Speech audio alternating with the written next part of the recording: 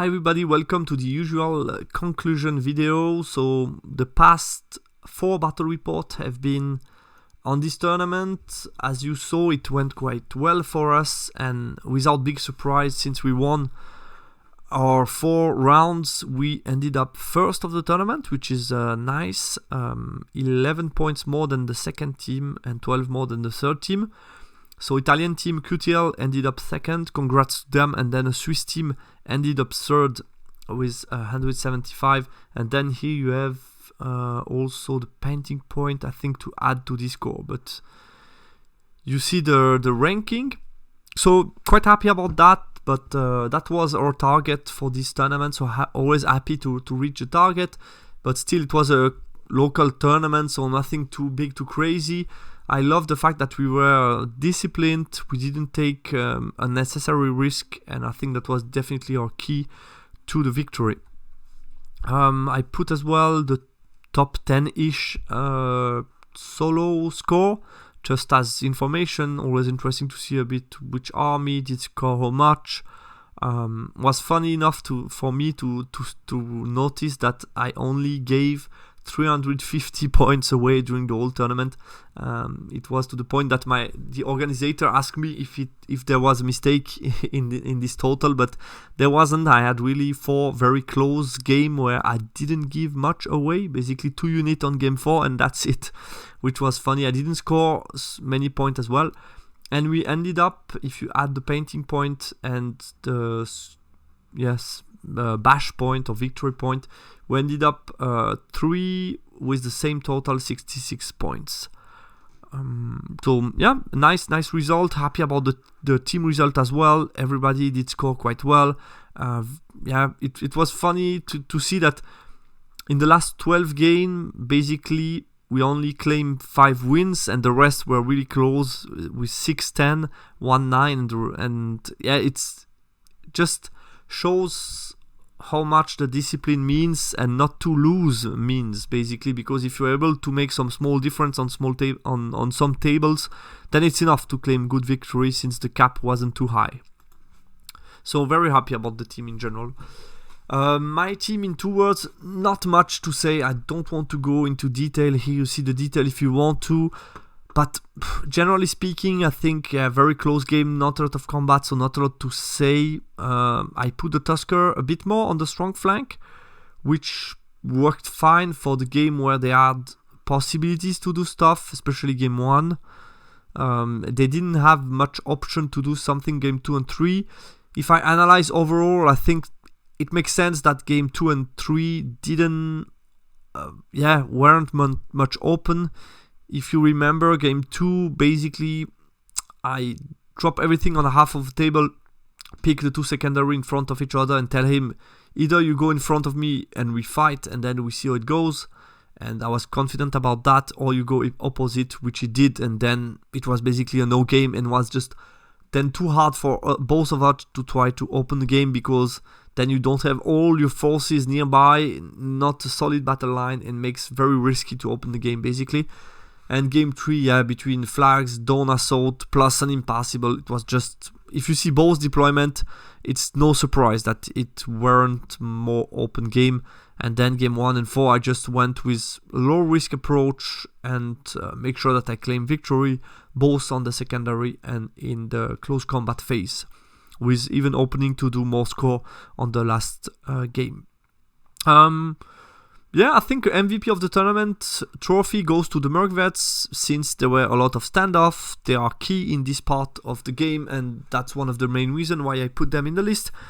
If you are from distance, they are scary in combat, first of all, but if from distance, they can easily kill some stuff, and you're pretty sure to claim 1 or 2 points from distance, which was the case on game 2, for example. They did some key wounds on game 4 as well, so definitely they are very precious when the game is standoff-ish. No need to chaff in all these games, which was kind of funny. Nothing else really to tell you about. No key combat fought by either Death Star or the Mercvets.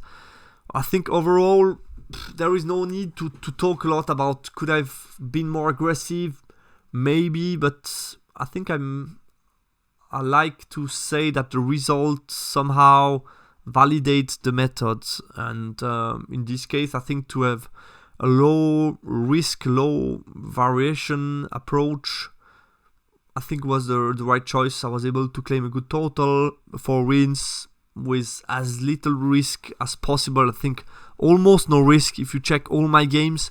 Basically, what did I give away as a risk were a couple, I think 2 or 3 double 6 charges, and that was it in game 1 and 4, and that was it. And with heavy consequences, because after those charges taken, basically my opponent were in bad shape, bad position, had to react, and so on. So I think overall, very happy about my risk management. Possibly I could have sometimes claimed more points, but was definitely in line with what we wanted as a team. And I think also for my part, I needed to be disciplined and not go for more points if a safe victory with low variance is achievable. Some impression about the tournament. So logistic information before, during the event. Venue were all awesome and worked really well.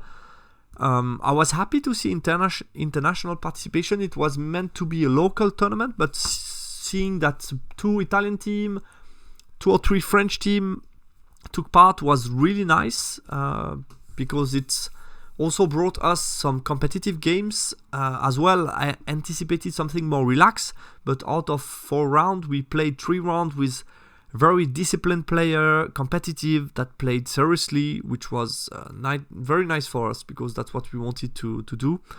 More than enough time to finish game. Yeah, when you play only 2 games on Saturday, they made long round, like 4 hours, which was a lot. So I would have preferred to play 5 games, because that's why I organized myself for, but that's how it was. And it was also enjoyable to be able to talk a bit more with the people, because in usual tournament you don't have much time to exchange with people outside of games. Felt a bit strange to not have timeout. That was decision of the organizer on the day of the event. Didn't want any timeout taken. Wasn't written in the rule pack, wasn't really checked, which had for consequence that some teams took some timeout. Our team, we didn't take any. I wanted to follow the rules, but it felt strange at some point. I think for this type of decision, first of all, I think it's good that there is timeout in team event. It's like part of it, also an interesting part for the player to choose the right time when to take it. So I think it's an interesting factor to add. And second of all, it needs to be written clearly in the rule pack what's allowed and not allowed, because as long as it's not written, basically players are going to try like they want to, and they cannot get any penalty for that. So basically, yeah, it makes it's hard for the player also to understand. But I think since it's their first tournament as organizer, it was hard also for them to anticipate this point. Maybe cap 55 instead of 50, I think would have invited a bit more risk taking. Like I mentioned multiple times, we knew 50, it's not much. As you saw in some round, we claim like 10, 10, 13, 12, more than enough. So I think if you put a cap to 55, then you know if you only get 45, you will need to get better score next round, because if some team below you get 55, they could go above you. So I think would have put a bit more pressure to us to claim bigger wins at some points. And I think that was also a key factor in our approach and strategy in all the rounds. So I would definitely suggest a cap 55 instead of 50. That's it, guys. Couple of nice picture to finish. But yeah, quite happy about to achieve the target, as I mentioned. What's coming next on the channel? Couple of training games until ETC, basically mostly trainings. I don't have any tournament booked. Nothing special near where I lived, and I already did a lot of tournament this first half of the year, so basically dedicated to trainings, being with Orgekan, with Infernal as well, and then looking forward to the ETC list as well during the summer to see a little bit which direction the big nation goes, and obviously looking really forward to go to ETC. This is going to be again a big ETC. Like before COVID, which is nice. It's not too far away from where I live, meaning I should be able to reach it by car and have an enjoyable trip, which is always going to be nice in Italy. So yeah, looking forward to show you all of that on the channel. I will keep you informed, obviously. I think mainly on my I have a topic on the 9th Age forum if you want to follow, where I can write some text because I don't have enough followers to publish post on YouTube on my English speaking channel. So that's where I can communicate a bit more with you, is on the 9th Age forum.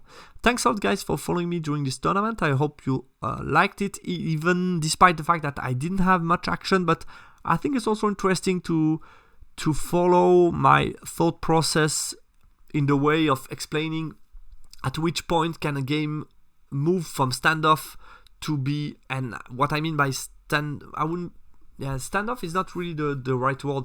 It's more like controlled win, or even small win, to something more unpredictable with a lot of variance. I think that was interesting to point that out in those battle reports, especially thinking about game 2 and 3. Okay, that's it, guys. Thanks a lot for listening and watching, and talk to you soon on the channel. Bye.